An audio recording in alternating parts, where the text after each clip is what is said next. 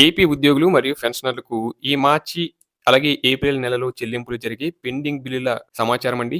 ఇక ఏపీ ఉద్యోగులు, పెన్షనర్లకు జనవరి 14, 2026న సంక్రాంతి కానుకగా పెండింగ్ బిల్లులు చెల్లింపులకు సంబంధించి డీఏ అరేస్ జమ అయిన సంగతి తెలిసిందే. అయితే వారిలో కొందరికి 3 విడతలు, కొందరికి 6 విడతలు, మరికొందరికి ఒక్క విడత, కొందరికి అసలు జమ కాలేదు.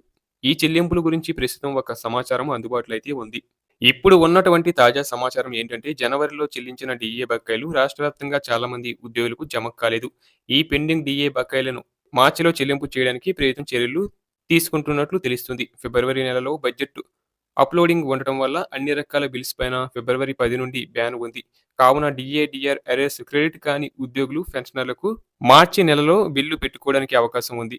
అదే విధంగా ఇటీవల కూటమి ప్రభుత్వం దీపావళి కానుకగా ప్రకటించిన డీఏ అరియర్లను 3 సమాన విడతలలో చెల్లింపులు చేస్తామని జీవోలు జారీ చేసిన సంగతి తెలిసిందే.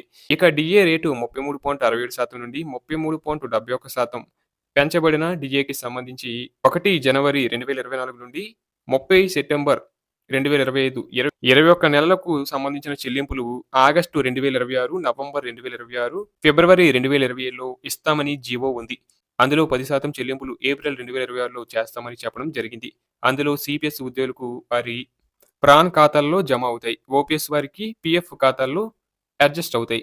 మరియు పెన్షనర్లకు 10% చెల్లింపులు క్యాష్ రూపంలో అందుతాయి. ఏది ఏమైనా ఏపీ ఉద్యోగులు, పెన్షనర్లకు ఈ ఏప్రిల్ నుండి ప్రతి 3 నెలలకు ఒకసారి జీవోలో ప్రకటించిన విధంగా డీఏ అరేస్ జమ అవుతాయని ఆశించవచ్చు.